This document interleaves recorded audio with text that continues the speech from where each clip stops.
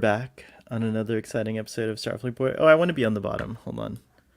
I'm going to move over here. All right.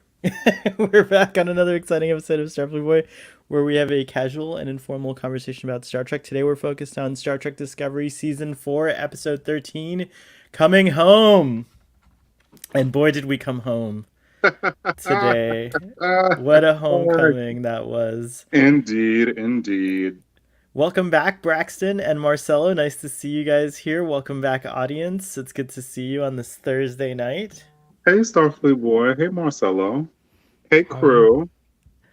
I'm doing a little housekeeping and reminding everyone that this is our last Thursday night YouTube discussion. We are no longer going to be doing these 7:30 p.m. YouTube discussions. It's a little too... I mean, I love it. I think we come up with some really great stuff and really great discussions, but it's a little too hard on me since I'm like racing home from work and I have no time to take notes or do anything, and I can only watch the episode like one time. Ooh, you got like super HD all of a sudden. Yeah. Dude, that is crazy. Like, I just like cleaned the camera and now it doesn't know what to do with the light. Hopefully it'll get better. Let me try cleaning my camera. Let me see what happens if I do that. Hold on. Oh, look, I go away. Isn't that wild? There we go. this camera looks sharper now. Oh, it's gonna fall now. Your camera must hate you then. There we go. All right, back to normal. Nice to see you in the audience. Cake is eternal. Hey everyone, good vibes. And then you got a hey Braxton and a hey Marcelo, and then we got a little rocket, Hey, from Jill. So how are you guys doing? Dude, I'm doing really good. I can't complain. You know, the weather's turning here, like it's spring. You know, like Disco. You know, had a very nice ending to their story. Watched that first thing this morning. Solid day. Yeah, it was pretty good. Yeah, I'm doing okay. I'm doing what I love to do, and I can't ask for pretty much more than that, right? That's right. Oh, I love it. I don't know if my lighting's good. I'm trying out the battle bridge or the auxiliary bridge today, and it's a little different, and it's not. Is that different than the one that you had last week, dude? Did I do it from here last week? I'm not sure. Yeah, because I complimented you on your high-end stainless steel appliances in the last episode. Oh yeah, the background, but I'm saying the lighting's a little different. Oh, today. okay. Let me see if I can make the lighting brighter. Hold on. Oh, it's already the brightest it can be. Oh well, that's fine. Your Sorry, lighting guys. is good. It is good. You like the lighting? You don't Yeah, think your it's lighting is good. too bright down here, too dark up here. So this was a interesting season of Star Trek Discovery, which culminated in this like pretty epic story with the 10C, and we get in the finale we start out with the frickin' Federation headquarters warping to Earth. Like, how exciting was that? And Tilly actually created this this banner. Tilly. Yeah, dude. I was so happy to see her. And as a bonus, we got my boyfriend, the Orion cadet, and his boyfriend, the Tellarite cadet. I was a little sad we didn't see their girlfriend in it, who was also, I forget her name, but she was a human cadet.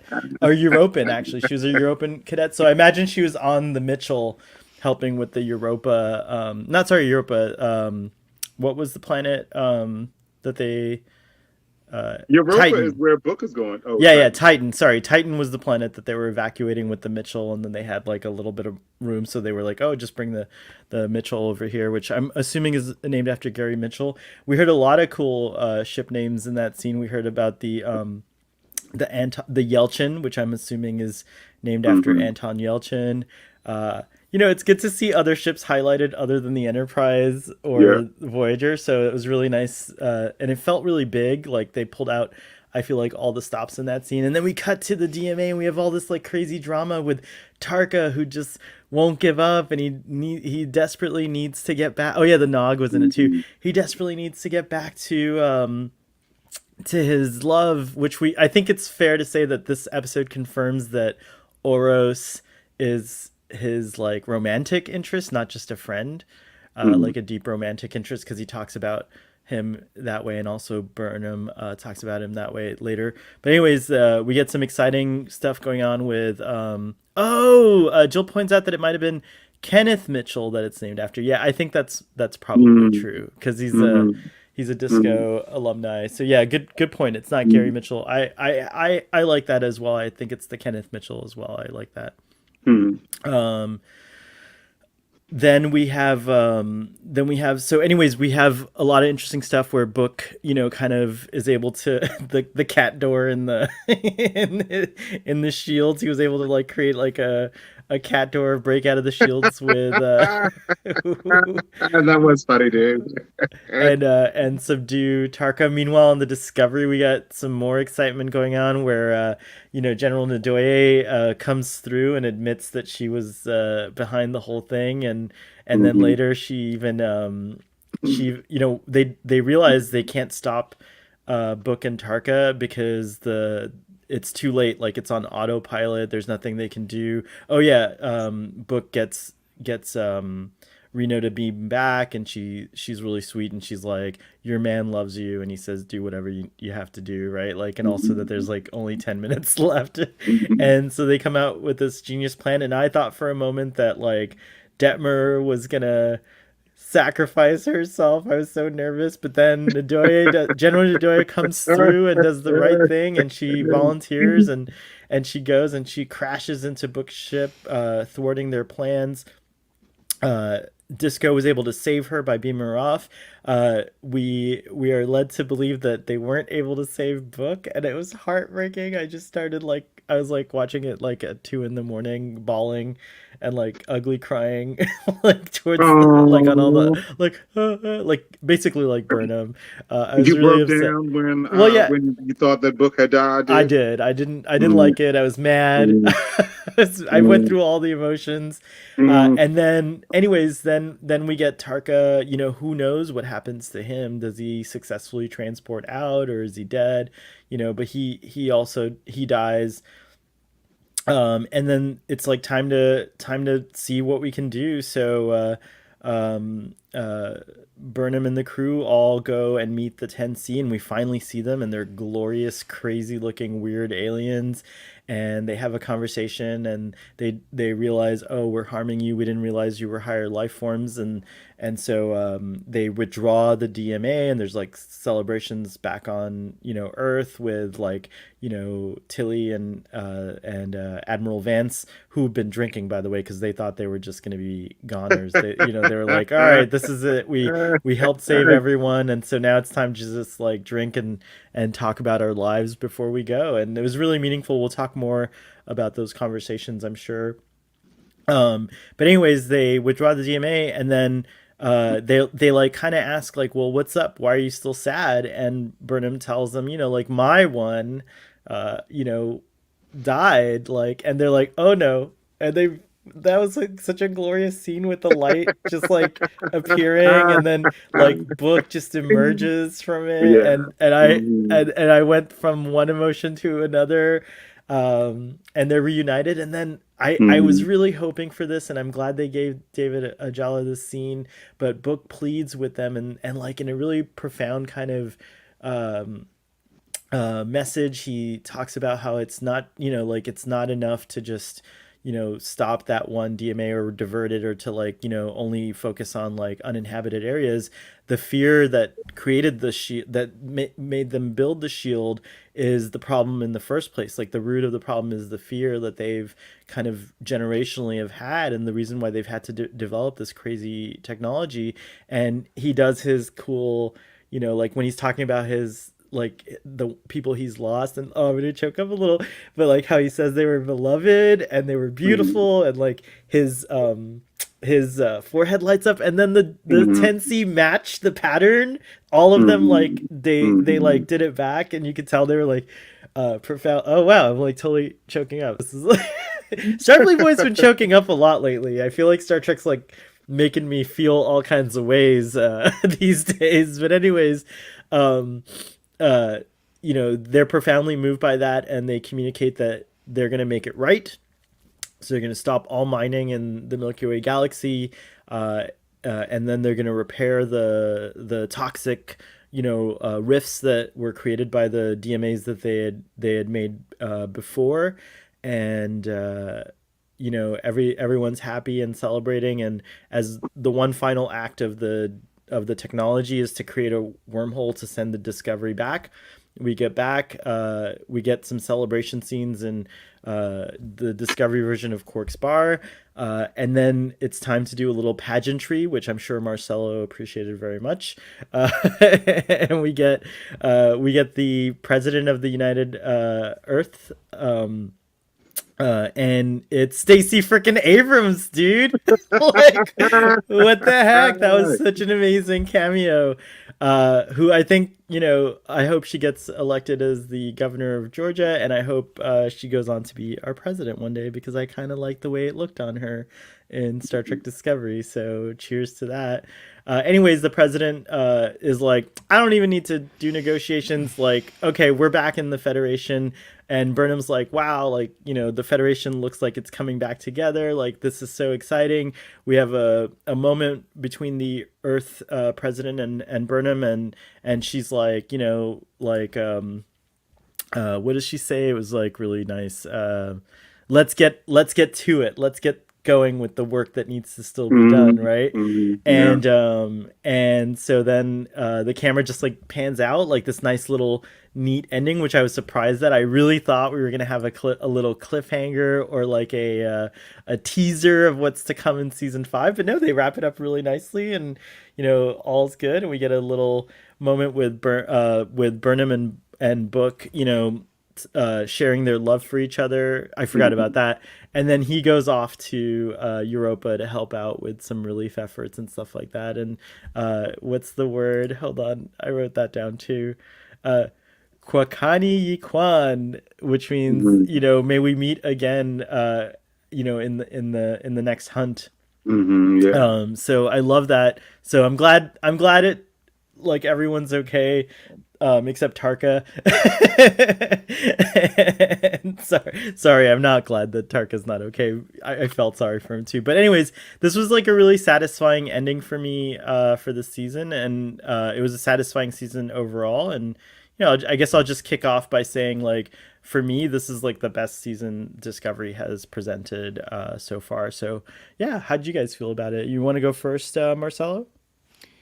Yeah, I was not thrilled with this episode, but there were things about it that I liked.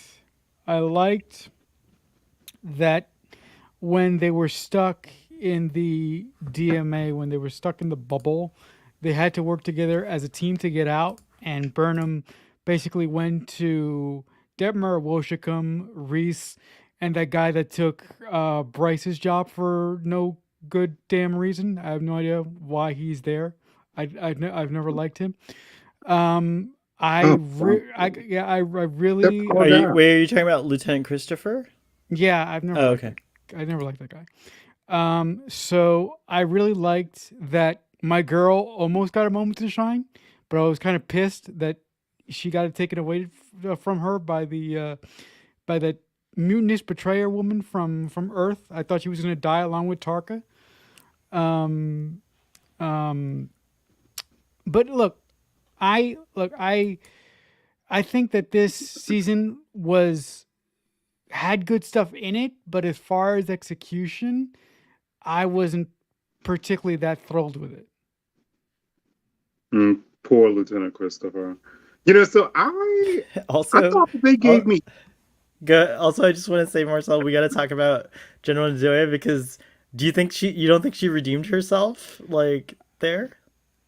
No, I think she did. What I'm trying to say is that I didn't feel any any like connection to her. You wanted it to be Detmer? Yeah, I didn't feel any connection. I thought that it would have been more of an emotional push to be Detmer, to use use your vernacular there for a moment. Braxton, what did you think of the episode? Ndoye should have died to make up for her subterfuge. No, come on. You guys, remember, reasons matter, okay? Dude, Like, that's all I gotta say to both of you. Anyways, carry on. Okay, so this episode gave me everything that I was wanting in this finale. You know, I had thought that the last few episodes were kind of slow, but you know, they all culminate into this. I think that I liked everything about this episode. Like, you know, I love like you know real serious like Sonequa Martin Green. You know, I did. So generally, I haven't been a fan of like all the talking, but like, hey, you know what? Like, let's come to like a peaceful resolution and like talk things through. Like totally cool with me. You know, I am you know, who knows about Tarka? You know, Tarka might be dead. Tarka might, you know, be in this other place with his lover, you know. Who knows? Um I would have I wanted some stakes. Like I feel like I wanted like Nadoye to die, you know. But okay, she's back. It's that's totally cool. I really enjoyed you know, like so I remember how this episode made me feel like as I like watched the last few scenes of Book and Burnham talking, like I had like a big smile on my face. And then, like in the end, when I was seeing Stacey Abrams and Michael Burnham was talking to the Earth president, you know, I was smiling in that as well. You know, so this episode made me feel good. You know, I could see all the money on the screen when they were showing the 10C. You know, I thought that they looked really cool. You know, you know, I feel like they spent like so much time like trying to decipher like what the 10C were saying and translate like in the earlier episodes, but then like they were doing it fast like toward the end of this episode. But you know, that was cool. That like at first like it was a disconnect, but I was like, okay, well, you know what, like, all right, They I'm gonna just go with it. they wrote a line about it too. Adira says uploading the new translation matrix to the device, so they had figured out a way to communicate maybe more Mm-hmm. clearly and with less effort. So yeah, I think I agree. Mm-hmm. Like, I mean, I think they had to kind of do it, you know, like to kind of like to kind of speed things along a little bit, you know. But I love that this is the first time I feel like in this season that Discovery like kind of lingered on things and stayed on things, and maybe it didn't work for everyone, but it really worked for me. I like the way the pacing was overall this season, and I was excited. I thought that the action was the most clear, understated, relevant, non-gratuitous action the show Mm-hmm. has presented so far. Like there was nothing, you know, we didn't have like a million drones helping us out. We didn't have like, Mm-hmm. you know, like it. I mean, again, it wasn't like terrible, but it wasn't like Mm-hmm. it's a lot of noise, right? Like that season Mm-hmm. two finale, and then Mm-hmm. you know, with season three, I think that's like very bold that they did what they did with the burn and the reveal of that. But for me, it fell flat like initially. But this is it. They land. I feel to me Mm-hmm. they stuck the landing. Marcella, I don't think you agree with that, but to me this is like, or at least it's the most landing stuck they've done so far in Discovery. I will say that although I had tremendous tremendous issues with this season, I will say that compared to last season's finale, I do think that they landed the ship as well as they were going to land it this season. So, from a point of a season finale, I thought the season finale was very very well done. I I appreciated that, like you said, the action was very very well understated. It wasn't loud and it wasn't a million things like it was in season two. I just wanted something from a creative standpoint that unfortunately the writers didn't give me this season. I'm not saying that I've lost all faith. I haven't, because I love Discovery, but I'm hoping that next season they tell a smaller story where the universe isn't blowing up to bits. I hope that they I hope that they pare it down a lot. The Do you think though this time I don't think the galaxies was the stakes. It was only a few planets. Like, you know, I mean, I do think that they try. I feel like we have to give them credit for that because like there was no like all sentient life, you know, in the universe or the galaxy, you know, and like certainly the DMA was a threat to like it destroyed Quajon. It was on its way to destroy Navarre and Earth. I think that like there's definitely a lot of coincidences that are a little too on the nose, like why Navarre and Earth, like, you know, I mean, I get it, those are like really high stakes and stuff like that. um did you all ever feel at any point that Earth or Navarre were at risk? Like, did you guys think that they were going to No. go there at any point? Because I saw when the asteroids started crashing on Earth, I was like, oh schneck, what are they gonna, Mhm. like, what's gonna happen? Like, this is like massive destruction about to occur. But yeah, I mean, I but you knew also, Michael but was deep going to come inside I through. didn't think they would do it. What's that? You knew Michael was going to come through, dude. I have to give credit to JJ Abrams. That moment when spoilers for 2009 Star Trek, but that moment was heavy. Like, I don't think you could do that again, but destroying Vulcan in any Mhm. timeline or universe is like, it's like a, it's not something you do lightly. Mhm. So I was worried. I was like, are they gonna destroy Earth? Is this gonna happen? Are we gonna see like the Mhm. destruction of Mhm. Earth? Like, I was a little Mhm. worried. The Going to the audience for a second, Jill says, I really expected Bryce and Kovic to show up in the finale. They keep talking about them. Mhm. Yeah, I was a little Yeah. disappointed that they weren't there because there was a little Mhm. setup or something, right? Like Bryce is Mhm. working on a special project, and Kovic says like if we don't uh, accomplish this, like there's like something about like there's bigger problems or something like that. Like, so I wonder if that's gonna set up something for next season. But yeah, I was a little disappointed that they didn't come back for They the probably filmed finale. it and then it didn't make Cut the it. cut. Yeah, it didn't make the cut as possible. You know, I was thinking like of that episode, like I mean not the episode, but like the part where you started crying, like when Michael Burnham broke down, when like Book like you know faded away. You know, I was thinking, I was like, you know, if like Seven of Nine had been on the bridge, she would have been like, "Girl, stop crying." You know, like you know, because Seven of Nine is tough. You know, I would have preferred in because you know I do like a cold character a little bit. I would have preferred like if we had seen like Michael being stone faced, but like But just that's not seeing her Michael. After eyes four well up. seasons, yeah, but Yeah, after four yeah, seasons, that's yeah. not. But it could Mhm, become Michael. You that could be part of her arc. I agree. mhm, It would be nice to see her have composure, but at the same time, like, mhm, I this is a debate on the internet. I don't know how you guys feel about this, but I see this a lot about people kind of point out that they're tired of all the crying on Discovery, and they target Discovery. Specific, you're laughing because you know you know this discussion, but they seem to target Discovery. I think Discovery is the most emotional. What what's going on? Did I make did I make you laugh? Braxton's got the giggles here.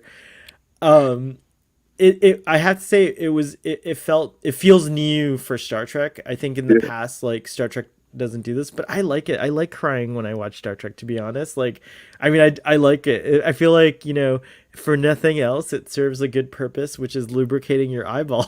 Like that, you know, Mhm. we all need that. We all get a little dry eyed sometimes, you know. No, just all kidding You know, aside. I wonder if like I don't I've never been in the military. I wonder if soldiers like cry. Like, you know, like for We're each gonna other and have stuff. a I don't know. we're gonna have a full discussion about this. I'm a very strong proponent of, even though it looks like the military and they have ranks, this is nothing like the military. Dude, look at Like, all the people that they fight, dude. Like everybody in the Federation is trained for combat, just like people are in the military. They know how to this in fire Starfleet, you weapons. should say, yeah. Like, dude, like, Well, you know, again, yeah, not dude. the I feel like discussion they're for here, totally in the but I feel like military. we'll do a special. We're gonna do a special discussion. I hope you'll join me for that, Marcel. I hope you'll be there for that too, Yes. Dude, they and got like anyone. all these weapons, dude. Like, I'm with Braxton on this one. When I look at Starfleet, I look at it as a military organization. I look at Starfleet as the military. But just nicer. Um, I, with it certainly set up to resemble armed forces or service, or the service as they refer to it in the original series at times. But Yeah, I do want to, I do just want to point out one thing that I was very happy with. Thank God that asshole Tarka is dead. I'll never see him again. I don't care. Thank God he's dead. Tarka did a lot of fucked up stuff, dude. Yeah. is Tarka dead? I hope he's dead. I never want to see him again.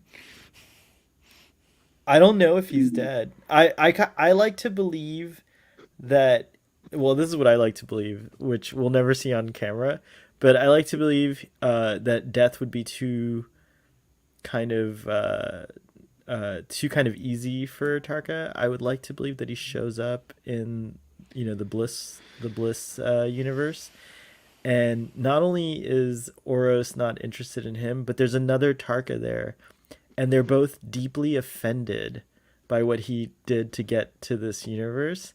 And they actually the people of this universe, like, they're like, whoa, we don't know this kind of violence, we have to arrest you, or we're going to banish you to the opposite universe, which is like total hell, and like everyone's crazy, and Tarka has to live out the rest of his life over there. That's what I like to believe. No, he's a strong. I have a strong opinion about this character. I really wanted to like Tarka at the beginning of the season, and he was just so singular minded about this. Cake is Eternal says here Tarka is in the Nexus as a joke, but he's not. He's not too dissimilar from Soren. They don't see anything else, and I like that line where Reno's so awesome. We'll spend time talking about her, more time talking about her, I'm sure. But when she says to him, like, everything about them might be the same, but it's not the same person.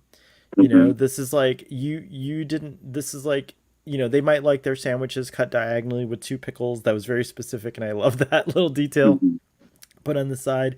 By the way, Michelle Paradise was the writer of this episode, the lead writer of this episode. So, and she in the writer's room, I think, like, knocked it out of the park in terms of like those little moments of dialogue and stuff like that, and like the payoff, and like just the attention to detail. It is really nice to see one showrunner slash writer like on Discovery, because her vision is like exactly what I want for Discovery and what I would have liked for Discovery all along. I think her vision for Discovery is like my favorite vision, and I know she's part of. I know she's. I think she might be gay. I'm not 100% sure. I think that she is gay. She is gay. Okay, so I wondered when she was talking about these things, like how much of her that's in there. I can't help but wonder sometimes, because I thought that was a very sweet detail when Reno was talking about that. Like, Reno's such an interesting and funny character, and I also like how she's very like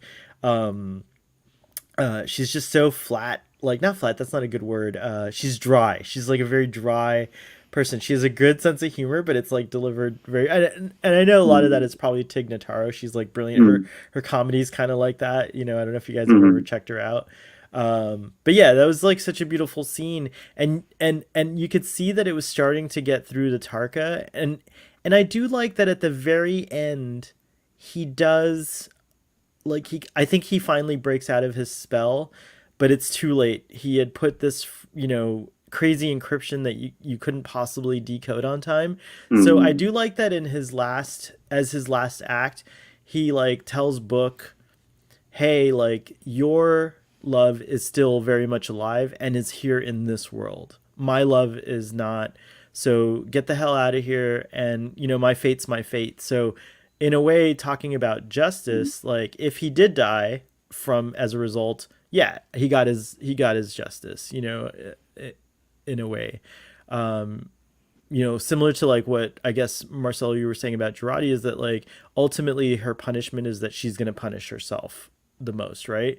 And I think that's exactly what Tarka did here. So that, to me, that all that was so well written, and it was such a good payoff from the season, and like and just again, not a villain that's black and white or very like obvious. He's a very nuanced and complex villain. He's still a villain, but he's he's very nuanced and complex, and I love that. And Star Trek has a tradition of that, so I find things like that very pleasing when Star Trek does it.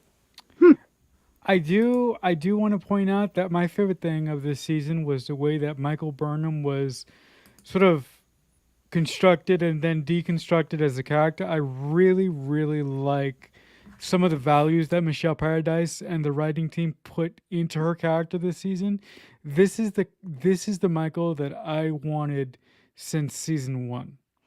I so I really, really appreciated that in spades. I think I have a crush on Michelle Paradise as a creative individual. I think that she is really extremely, extremely talented. I just wasn't happy with the soup that she made for me this season and the soup that the writers team made for me this season. No soup for you, Marcelo. I'm sorry, I had to. No soup for you. No soup for you, Marcelo. Yeah, I yeah, got yeah, a yeah, I got yeah, a bowl of yeah. pho, and I'm very Yeah, satisfied bowl with of my pho. bowl. I love my bowl of pho. I not only did I enjoy it, but I like did one of these moves where it's like spilling down on your chin, and like Oh you're my just like, god. oh my god, it's so good. I Bowl of loved Oh my pho. gosh, you're a pig. it. um, Cake is Eternal points out, and Tarina could talk with them all along, but didn't before and didn't after. So I got the impression that she was aware of their ability to connect, but maybe it felt overwhelming, and it proved Mhm, to be, in fact, overwhelming because when she did finally like meld, I mean, like the way she melded was all she had to do was touch the glass and reach mhm, out. Like that's unusual. You usually have to like for Vulcans, you usually have to like contact. So that's how strong the Tensi's like psychic field must be. So she must mhm, have been protecting herself the whole time from like being overwhelmed. And then finally there's no choice. So in that moment mhm. she's like, okay, I'm going to try to help out as much as I can. And that was a strong her nose bled. She pulled an Dude, it's too 11. much. Yeah, it was like like she did like an 11, you know, like on Stranger Things, and then she just like kind of collapse. And I didn't mention it in my summary, but like the resolution to Saru and Tarina was pretty satisfying as well. Mhm. But Yep. I don't know, Cake, what do you think of that theory, as to why Tarina hadn't melded before or again after? But let's talk about let's spend a little time on Tarina and Saru. Oh, did I not make a little? I didn't make a thing for them. Look at that. I must be like tripping here. Hold on, Tarina. Let's make one now. For me, it always feels so awkward. I don't know, like in a way, like I would prefer like not to see it because it's just like it always feels so awkward. But like I thought it was cute. Like they like talked and they were like looking out the stars and they like held hands. Yeah. What about you, Marcel? What'd you think of Saru and Tarina and how it played out? I like Saru and Tarina as a concept, but like Braxton, my mind is going, okay, if these guys get in a relationship, how is this going to work? And are we sure that Saru has all the correct, to keep it PC, the correct Oh wow, you're things still like worried about that, that right? Like yeah, that's yeah, yeah, yeah, I thought that he my needs to, explanation was really good last week, but yeah, okay. yeah. Like that's fine. Yeah, but just so you know, And guys, remember, I would just like to also point out that even if it doesn't work on a biological, physical level, like I would just like to petition that you can have deep love and still have a physical relationship without the ability to have children or without the traditional ways of arousal. Hmm. Like sometimes a good massage, just like, like or just hugging or holding or touching, like these kinds of gestures Hmm. can feel very, euphorious, which I think that's the whole point of coupling, right? other than reproduction, Mm. but for pleasure is for that, to achieve pleasure. So Hmm. if your goals are not to have children, you can still have a very meaningful and physical relationship even without the correct parts Hmm. there. So I would just like to petition that as a Right? as No, an no, offering. no.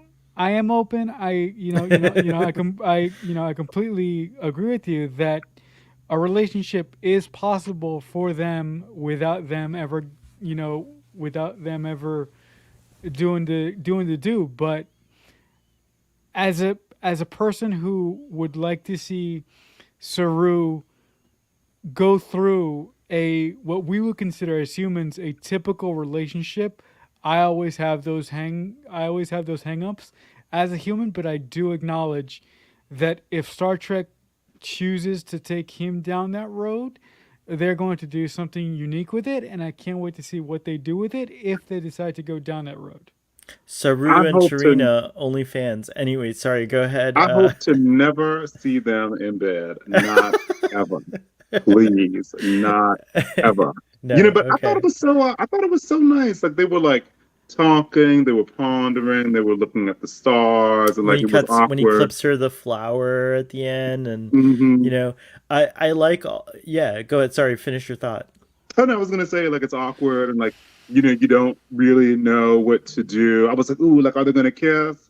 And then like she just like reached for his hand. I admit I would have liked to have seen an interspecies kiss. I think we've seen it, of course, a lot on Star Trek, but like specifically since Saru, I think, is the most alien regular on Star Trek that we've ever had. Like he's the most like impressive in my, or I should say not impressive. There's been other impressive aliens, but he looks different. Like he looks wildly different from like the humanoids we've seen so far, and that includes like his height, and like Doug Jones, like his movements and everything. Like this is the most like unique kind of. So yeah, I think I would have liked to have seen at least a kiss. That would have been nice. So yeah, I appreciate a couple of the mature like relationships that we have seen presented, like relationships between mature people. Because like Tarina, at least like she doesn't like she looks like a woman who's like maybe like in her 60s, and I was thinking about like Picard and Laura, like Laura's like reaching out to Picard like, oh yeah, like I want to like be with you, like after like your love dies in Romulan culture, like we like love harder, and she's like a woman in her 60s, and like Patrick Stewart is like 80, so I was like, typically like we see like like young lovers. We don't see people who are in their 60s and older, experiencing, like new love, and so I think that's nice. Very nicely put. Yeah, I think it's cool. We're obviously going to get more of that next season, but what do you guys think is in the future for Saru? Just a little speculation. Burnham still won't take, she's ready now for the Voyager command, apparently, according to the president, right?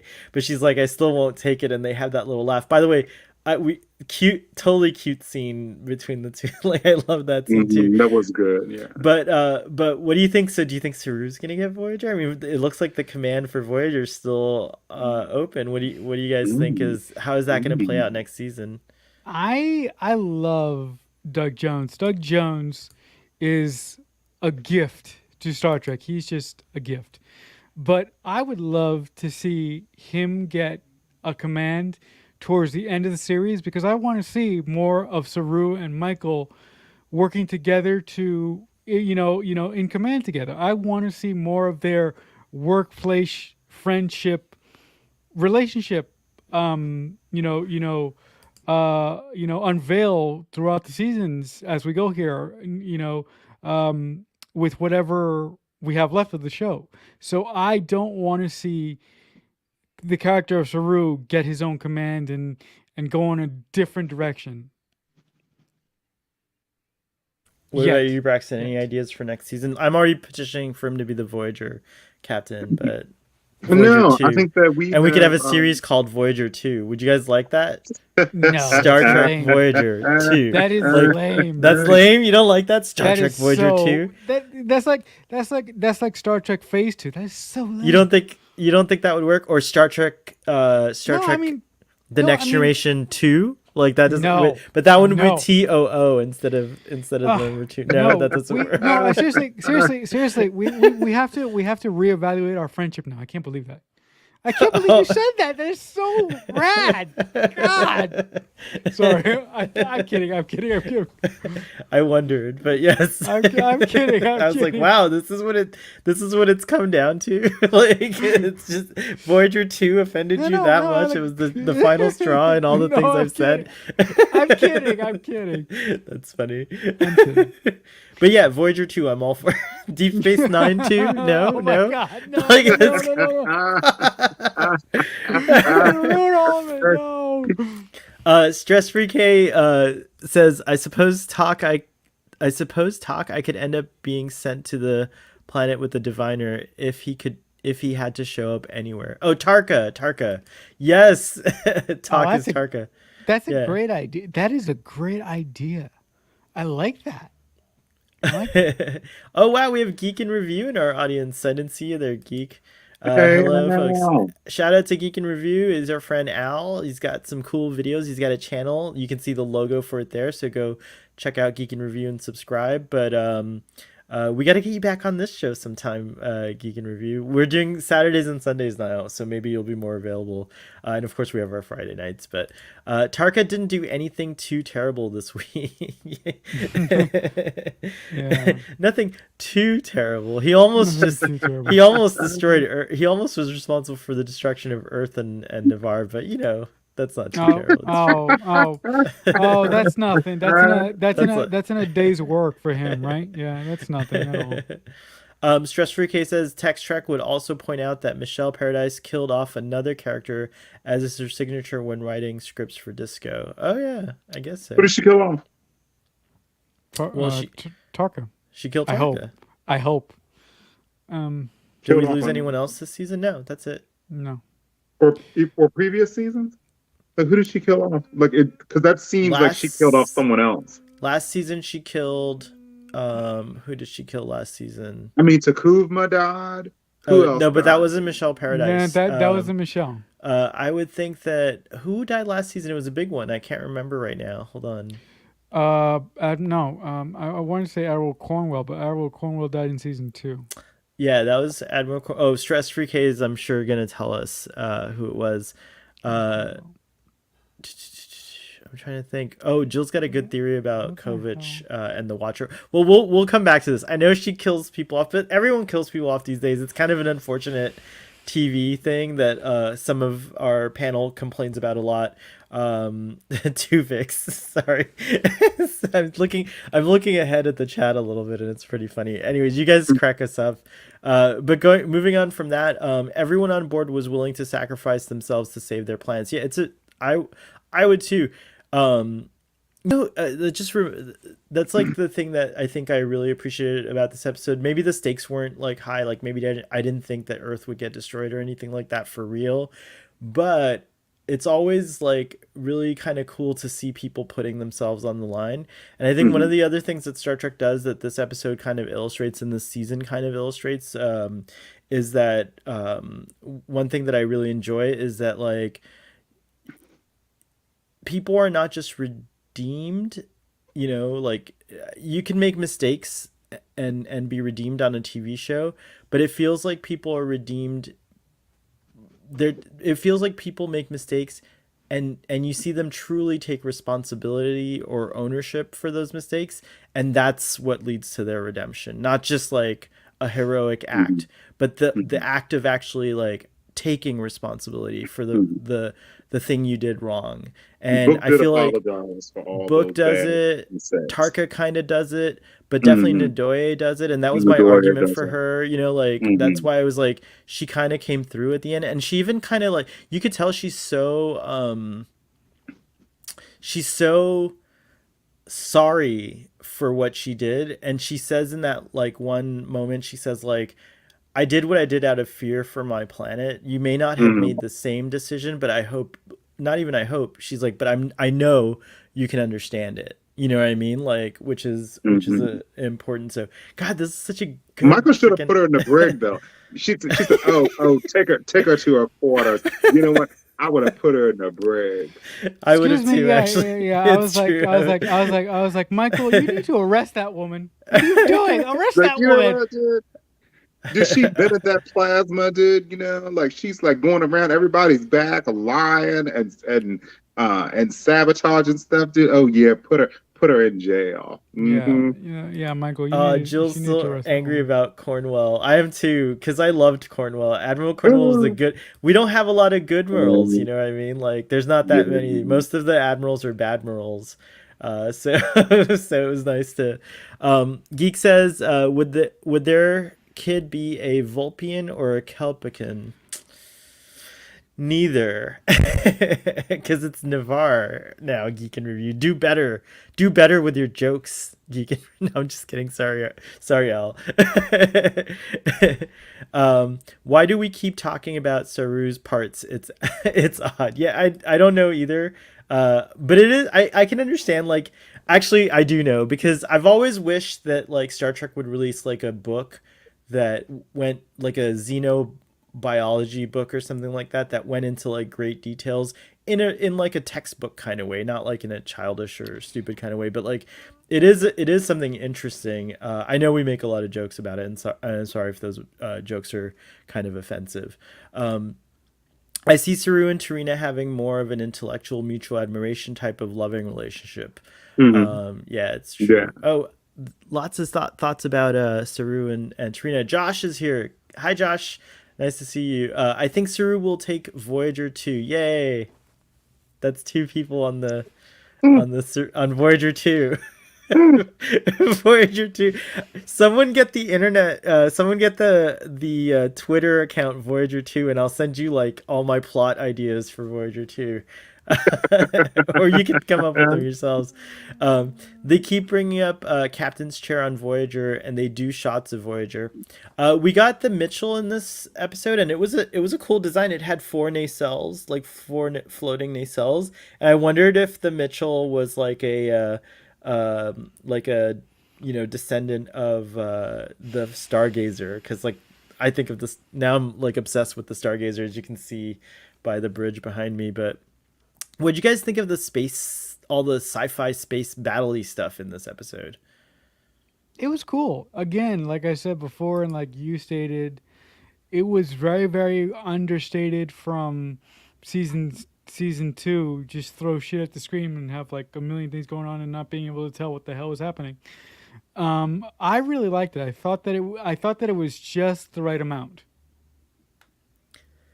Right on. We have a really cool. I wanted to get to this. I mentioned it a little earlier, but Josh says, "Wait, they did not complete the Kovich Reese side project, loose end." We talked about that a little bit, and then Jill's thought is, "Josh, I think they will show up in Picard," and Oh, no. she goes on to say that I don't know where that one is, but she goes on to say that her theory is that maybe Kovich is the Watcher. So tonight on our Picard space, maybe we can go and deep dive into that a little bit more because we'll definitely want to talk about who the Watcher is. So if you guys want to tune in, and Jill, if you'll come on and listen, we'll try to answer that more deeply. It's an interesting thought. I don't think that's what it is, but I do think that Kovich is gonna somehow be involved in a crossover event, like Hmm. that he's going to be like there's this crossover event that has been alluded to by Alex Kurtzman, I believe, where and I think it's going to get kicked off because Picard just finished filming. So if they've been planning the crossover for a while now, I think that these little mysteries are hints towards that. And we've gotten so many references for Enterprise. Like there's so many more references showing up in Discovery for like well, also it's the most future Star Trek, so they can refer to every Star Trek that came before it, which is kind of awesome. But I do think that they are setting it up, and I think by the time Picard season 3 comes around, it'll either play into the finale of Picard somehow, or that Picard will kick off this event, and we'll see further peregrinations of that, manifest in Star Trek Discovery. So maybe Discovery will be the center of the crossover. What do you guys think about that? I think it's going to happen one day, but I don't think it's going to be anytime soon. It would be cool if it happened in Picard or if the base of it was in Discovery. But again, I personally think that it will happen at some point, but I think it's not going to happen anytime soon. Any thoughts on that, Braxton? No, not really. I'm really bad at predicting the future. I'll But just see what happens. would you like a crazy crossover event though? Like how the MCU kind of builds up to these big events with like crossovers? No, because I don't actually really like those. Like, I feel like I have no idea like what's happening like with the MCU crossover events and stuff like I don't know, like different realities brought together. It's like, you know what, I'm going to go see this shit, but it's real confusing. And I hate scrolls. I love straightforward storytelling. I prefer the stuff to be separate. But if that's what they want to do, I'll be here for it. But, not that huge of a fan. Well, you are watching all the currently running Star Treks, right? So I feel like you'd be like someone who wouldn't have too hard a time with it, but there is the danger of like losing a bit of your audience's interest, I think, when you do stuff like that, because what if like someone's not watching one of the shows and Hmm. and it so you'd kind of but I think that those kinds of things have been very successful with like the Arrowverse, if I'm not mistaken, on Hmm. TV and Hmm. stuff like that. But it is a lot of investment. Like I haven't finished The Flash. I only made it to like season 3, and I liked it. I've never seen Arrow, so like that Hmm. crossover event, I heard about it. I'm like, I would be that lost person. So I get that. I get where you're coming Yeah, from on that. as a as a person who has been in the Greg Berlanti verse or the Arrowverse for years, I can tell you guys if you don't have that connective tissue with the Arrowverse, all the crossovers that they've had over the years, you would be completely lost. Yeah, I agree. That's why I like Superman and Lois. You don't have to know any of that stuff to watch it. Shout out to Superman and Lois. Let's see here. There's a lot of funny comments. Wow, there's like a lot of comments. Nice to see all this chat. Hey, Ruben, nice to see you there. I'm so sad. Book ship was lost. That was a cool ship. Yeah, I agree. Is Book gonna join Starfleet? No, I don't want him to, but he might. Why wouldn't you want him to join Starfleet? I don't know. Book never strike me as a person that generally Book strikes me as a person that goes by the beat of his own drum, and in a way, for It him reminds me to of that song. Do you guys like that song? You and me, da da da, beat of a different Book drum. would be a Sorry. serviceable pilot in yeah Starfleet. Like I feel like he's about to go to Europa and do this service. Maybe like the second leg of it is like, oh, well now I want to serve more, so maybe I'll, join Starfleet now. for me, for me, anything with Star Trek starts at the storytelling perspective. If they want to put Book in Starfleet, if they come up with a compelling story as to why Book is doing what he's doing, wanting to join Starfleet, I'll go with it. But it all depends on the story that they craft around it for me. Well, he's been showing interest in it, right? Since last season. Didn't he start like studying the Starfleet manual, and he kind of knows Hmm. the operating procedures, and he was starting to I feel like they kind of dropped that obviously when he lost his planet and he just went insane, like temporary Hmm. But I'm insanity. gonna break all these rules. Yeah, but I do think they were trying to set it up before, and so um I know that it's kind of like a thing that I personally do this, but it's like when I like a character, I want to see them become the captain of their own ship, right? So Hmm. so it's like Hmm. I get like, yeah, you're like shaking your head, but that's how my psychology works a little I bit. know, but it's ridiculous. Like, I like a character, so give me his own ship. No! Hmm. Could Book do something like be a non Starfleet member of the Federation that just serves aboard a ship. You know what I mean? Like No, he he could be could in continue being a consultant or a yeah, courier. yeah, he could Whatever. Yeah. be yeah, yeah, he could be like a consultant. I wouldn't have any issues with that. Again, for me it all comes down to story execution. If Michelle, Alex, and the rest of the writers give me a compelling story about how Book is going to go about either becoming a full member of Starfleet or a consultant to Starfleet, I will go along with it, and I will support it 100%. How good does Captain Booker Cleveland sound though? Booker's like He is Booker's a like cap. Rio. Well, he's All he can do technically. is fly a ship. I have to correct myself. He's technically already a captain because he had his own ship. So you're the captain of a ship when you have your own ship. So yeah. So he's technically a captain already, but just not a Starfleet captain. Dude, I feel like books like Rios, dude. Like all he can do is fly a ship. But that's cool. Like but some Rios, people, that's all they can Rios do. made the transition back, but he started out as he started out as Starfleet. No, but the thing with Rios, you said it already, Starfleet boy. Rios had Starfleet in his veins already. Like Picard said, 5 minutes on your ship, and I could just tell you're Starfleet to the core. Yeah. So that is something that Rios has that Book, to this point, doesn't have. And I also feel like Rios is a bit more mature than Book is. Like I feel like Book is like 32 or 33, and like Rios is like 10 years older. And I feel like that 10 years of experience, they make a huge difference in your perspective, like your experience level.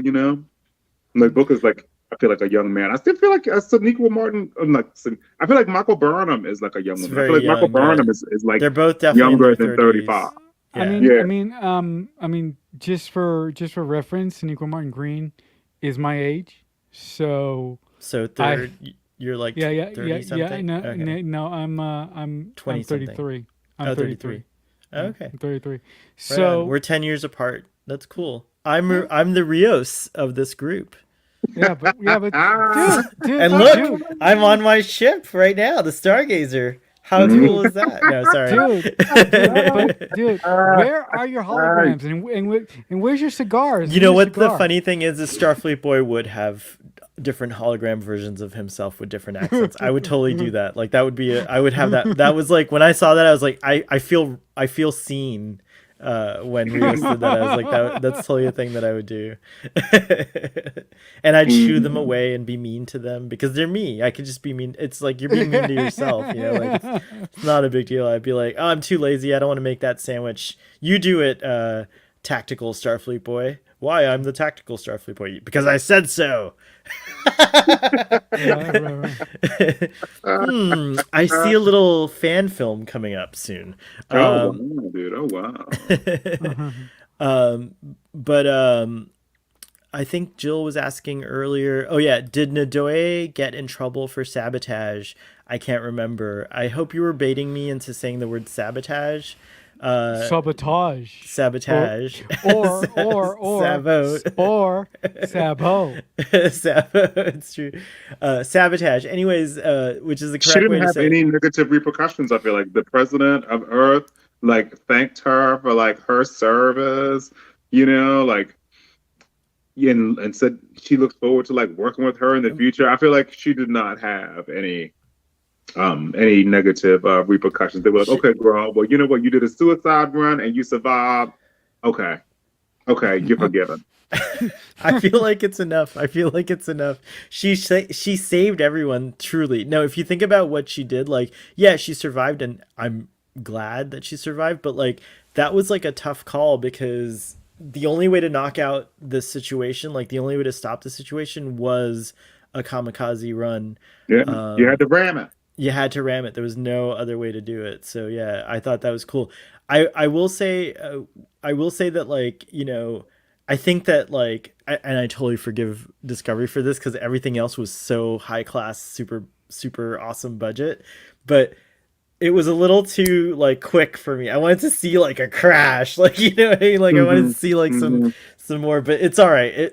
Quick is realistic. I mean, like in a realistic situation, that's how it would go down. Like you're not gonna like see beautiful sparks flying and like and things like that. So it was more realistic, and I appreciate that. But Some But yeah, bodies she in gives her space, life. maybe. I essentially think of it as like she got lucky. She gave her life though for her planet. So regardless of your earlier mistake, again, once again, she took responsibility, Mm-hmm. owned her mistake, and atoned for it by, taking action, and putting her own life on the line, in front of others. Like I think I would have hated Nadoye if, because in that scene when Detmer stands up and Owoshikun like is like, no, no, no, you can't go. Like you could see, like in that scene, I was so mad. I was like, Nadoye, Let her you go. Let better her go. no. Let her. I was like, She Nadoye, should. you better be the one to go, and she did it, and that made me feel as an audience member, like when I was actively participating, so like touched. I was really touched that she chose the hardest,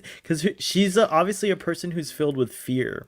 We've seen that because there are that's the other thing I see in Discovery is Mm-hmm. there's really good examples of like what can happen when you live in fear Mm-hmm. and let the fear be the thing that like is your factor, or your decision making factor. And then you see the other example of people who don't let fear interrupt or interfere with, and it's hard to do. I'm not saying it's easy. I get Nadoye, actually. Like I don't want to die, you know what I mean?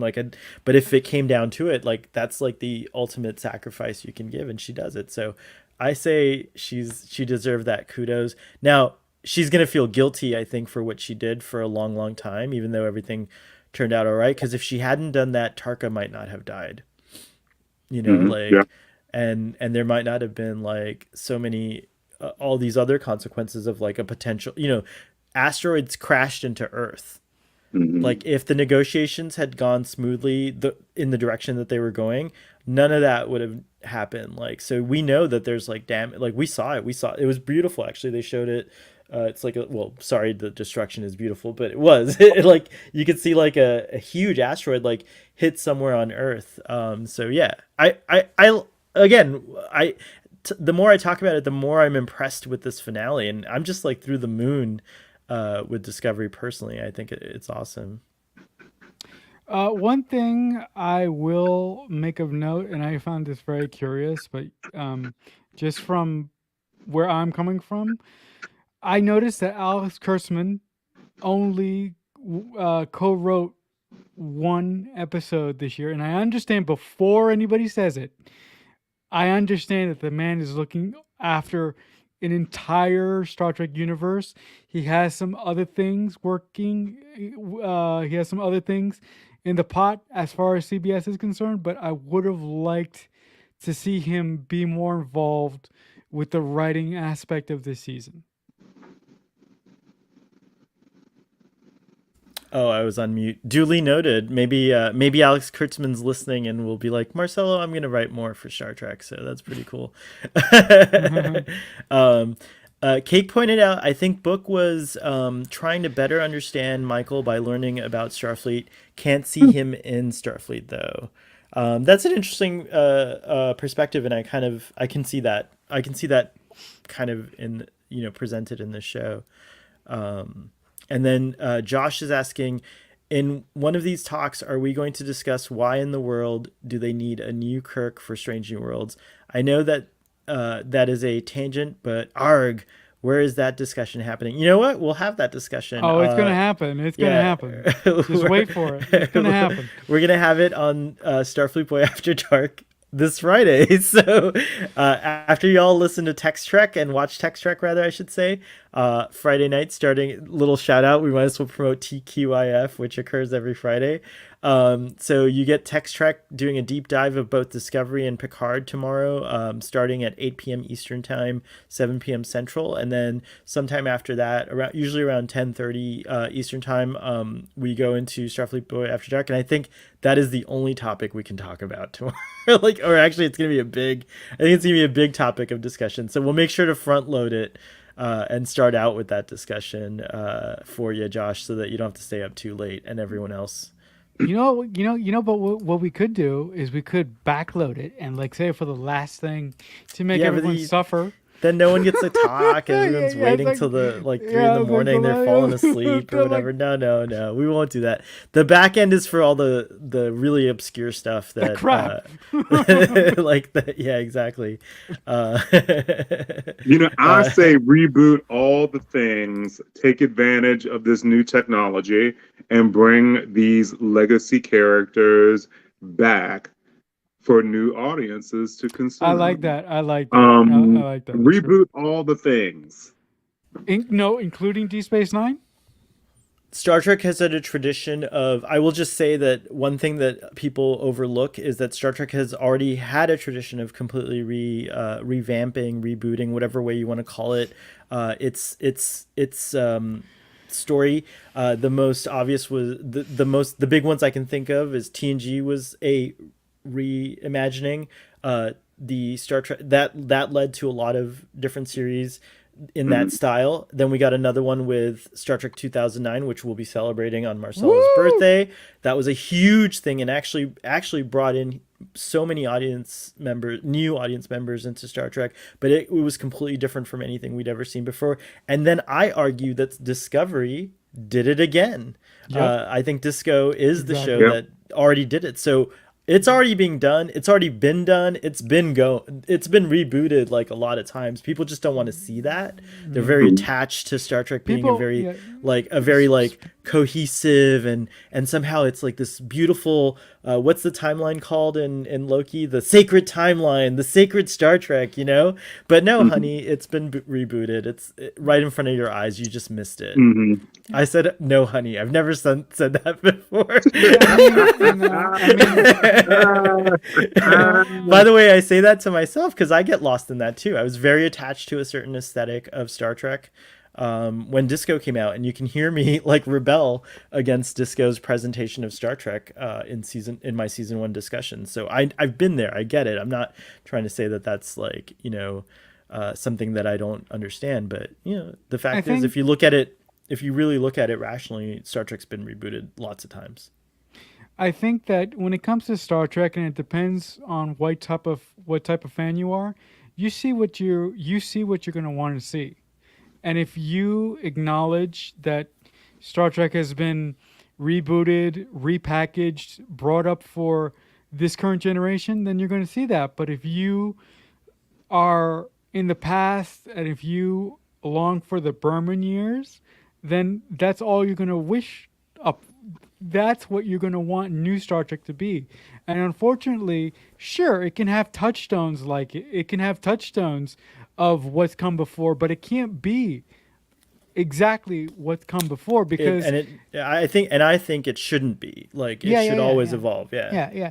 And like I've always said, if Star Trek isn't allowed to evolve and change into something new, it's not going to stick around forever. It will die. And I don't think anybody on this panel or anybody who's watching us right now wants Star Trek to die. That's true. And I want Deep Space Nine too. I want it to live as long so that we get Deep Space Nine 2. We get no, sorry. Again, can you quit it, please? I can't with the numbers. Was there anything else that we haven't talked about or touched upon for this episode? I have like a closing thought or whatever. Go ahead. I don't understand. Well, I kind of do from a personal aspect. But I didn't like the decision for Tilly to sort of go to Starfleet Academy and come back in the finale. And the only reason why I'm saying that is because Tilly is hands down probably my second favorite character in Star Trek Discovery. So I didn't like her sort of being pushed off to the side for personal reasons. Because for those of you who don't know, Mary Wiseman in the off season had a child. So maybe she was maybe. Oh, I didn't remember. I think I did know. Yeah, maybe she was had to step away from the show to take care of her personal life and to have a successful pregnancy. But just being a selfish fan who loves her character so much, I didn't appreciate how she was sort of shanghaied and then brought back for this finale. Just me Well, I mean, if personally. she had a baby, she did it to herself. Oh, Um, wow. Dang, I get it. I get it. Good grief. I get it. I get Okay, it. let me just say, I would just like to say that, okay, that's very sweet, Marcelo, that you wanted Tilly, because I agree. I missed her when she wasn't there. mhm, But I do think that like it is wonderful that we are in a time where shows can kind of flex around, and maybe it didn't work for you, Marcelo, but I actually liked it because when Tilly appeared in the finale, I was jumping mhm. with joy, Yeah, and like, yeah, that absence makes the heart grow fonder, and when I saw her, yeah. I was just like, it melted me, and it gave me the exact kind of kick that I wanted to feel that for Hmm. Tilly. So for me it worked, but I would have, if I had a preference, if it was not for the, if I could, if they could figure out a way to like let Mary Wiseman still work while she's like about to deliver a baby, of course I would have wanted her, because Tilly's one of my favorite characters. So yeah, 100%, she was missed for sure. Thinking of Tilly and Starfleet Academy. So Starfleet Academy to me looked like um the end of a fancy curtain rod, the way they was like all like spirally and stuff. I feel like I've seen like curtain rods that look Well, like that. It was like There were that's not just curtain rods. Starfleet Academy's in there, but that's the entire Federation headquarters, which includes Starfleet and like mm. the Federation. So like it's huge, and I couldn't believe that it moves around. But you were saying you didn't see the spiral shape of it. No, I did see the Oh, spiral shape Oh, of it, oh, and oh, it sorry. reminded me of a curtain rod. Like Oh, especially like when it was like flying like horizontally. I was like, oh, I've seen curtain rods that look like that. I've seen the Then, ends. You're right. The ends of curtain rods have that beautiful like that ironwork or whatever, and that yeah, shape. I had that like It also yeah. looks like those shells to me, like the inside of a nautilus shell, like the conchs or whatever. Like it looks like like when Hmm. you've seen one of those opened up, that's what it feel like those things look like on the inside. Yeah. Yeah, you're absolutely right. So It also, did, it did look like um, that. I think that when Discovery ends, I do think that Tilly can be a transplant, and Tilly will show up in the Starfleet Academy series as an instructor. I do. I am really starting to want that, and I think that does have a strong possibility of happening. I have no inside sources, but try that is try to something that I would. remember try to remember to bring this up tomorrow too, because there's another question that, and it's too much for this discussion. I think you can touch on it briefly if you like, but there's another discussion of when will that series be set, and so like that might be something fun to talk about Friday night as well. So yeah. Yeah, I'll endeavor to remember this nugget for Computer, tomorrow. remind, I don't have that unfortunately, but I have the S word, but if I say it, Yeah, it'll trigger a bunch of yeah, the audience's devices, and I don't want to do that. It's kind of rude. yeah. That's kind Well, I just want to say that like Star Trek, in this era has had for me its downs and its ups. But starting out with Discovery, and again, fondness does absence does make the heart grow fonder. I don't even look at season 1 of Star Trek Discovery as critically, because season 3 and 4 have been like enriching that season in a way, and so it's interesting, the things that we've found out since season 1 have actually improved my understanding and my appreciation of season 1 even more, and now I go back and I watch it with a lot more fondness than I originally did. So I think it took 4 seasons for me to finally say this, but I like love and adore Star Trek Discovery. I am ready for it to go as long as it wants to, as long as the actors want to. I love the story they're telling. I'm starting to really, really dig the 32nd century vibe. I think it's a place now that's filled with hope and wonder and exploration and like science and like reason and like ways to manage fear and ways to be good and ways to like atone for our wrongs. Yeah, I don't know, it's just Mhm. like, feels like a very familiar feeling that I've felt before, and I felt that on like shows of the past, in Star Trek, the Berman era, as you say, Marcelo. I feel like I'm feeling it 100% right now with Star Trek Discovery. So I give this episode a unrateable. I thought this episode was just so perfect in many ways. So I'm going to give this episode an unrateable. I choose not to rate this episode. And we do a season discussion, so I'm excited about that. I'll stay tuned. It'll take place on a Sunday. This is the last of our Thursday discussions for the time being. But you know, we'll dive deeper into my thoughts on the season with you guys. But yeah, so this was an awesome episode, awesome season, Star Trek Discovery. Go ahead, Braxton. Do you want to go next?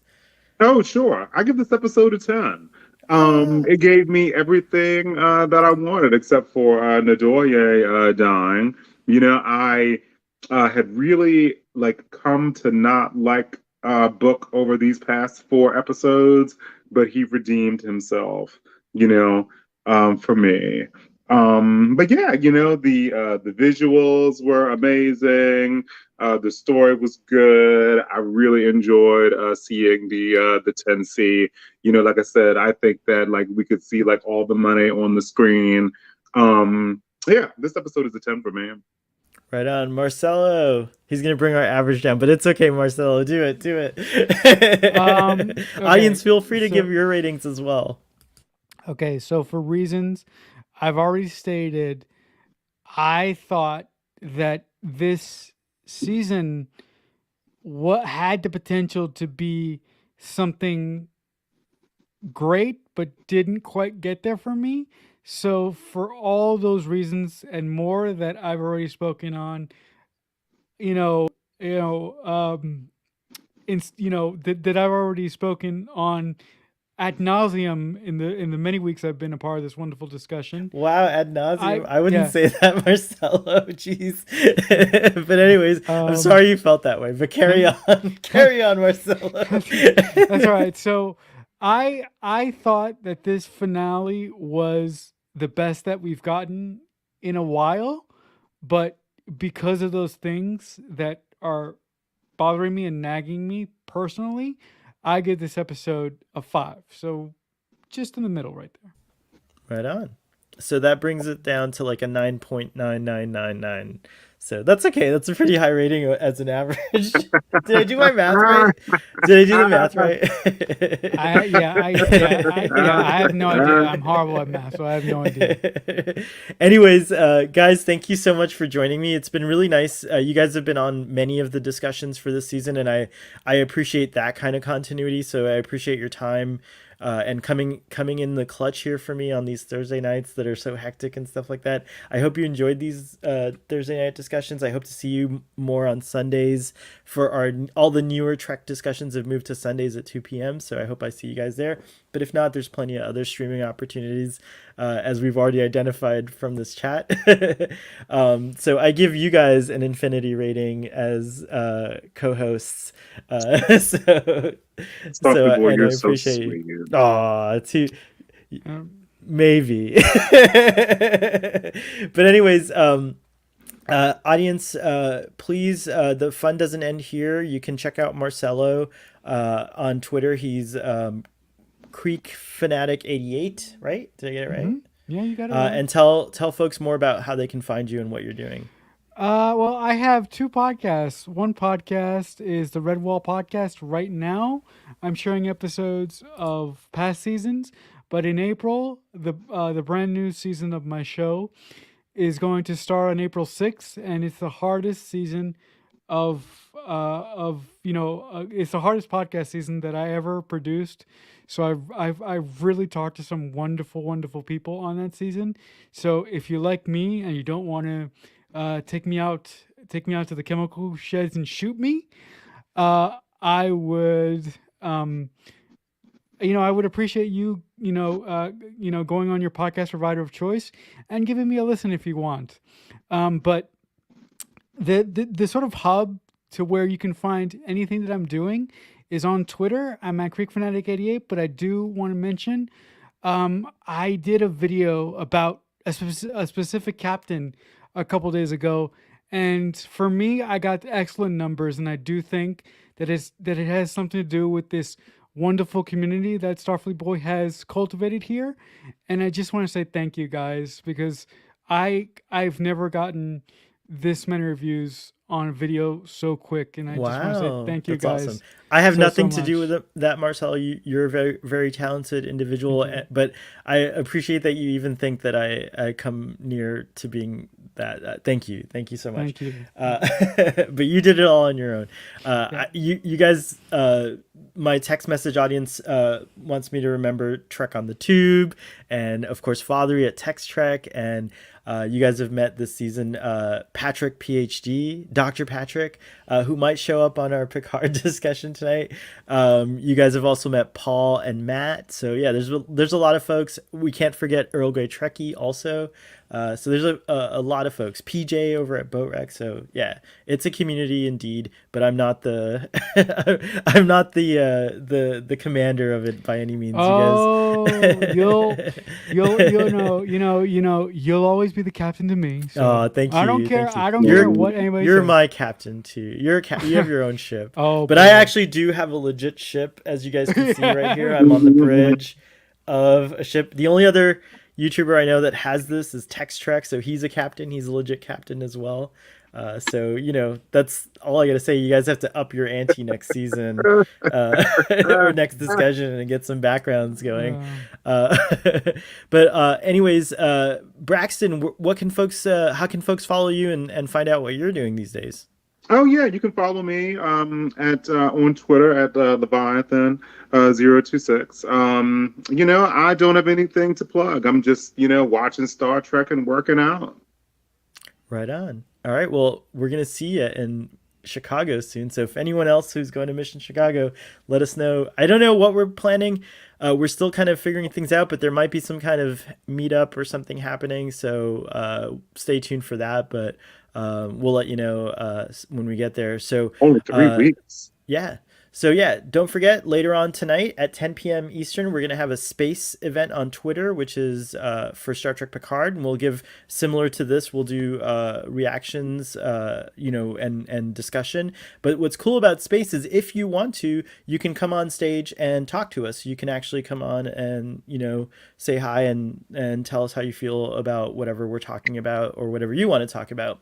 And that's what's going to take over these Thursday discussions. We're doing a little later, and then we're going to be even more casual and informal on space. So on Twitter Spaces, I keep calling it Space, but it's Twitter Spaces. So you do have to be on Twitter. I don't mean for anyone to have to sign up for anything. So I'm trying to figure out a way to download the discussions so that we can share them on a website or something. So as soon as I figure that out, I'll keep you guys posted. So you don't have to join Twitter if you don't want to. Um, and then Friday nights, as we said earlier, you have Text Trek, which is an awesome YouTube channel all about Star Trek, based out of Texas, and tune in because it's really fun. We do a deep dive over there with lots and lots of cool visuals and stuff, and the regulars on there have a interesting perspective, and I love it because it feels very near to my own. So yeah, go check that out, and then Starfleet Boy After Dark after that.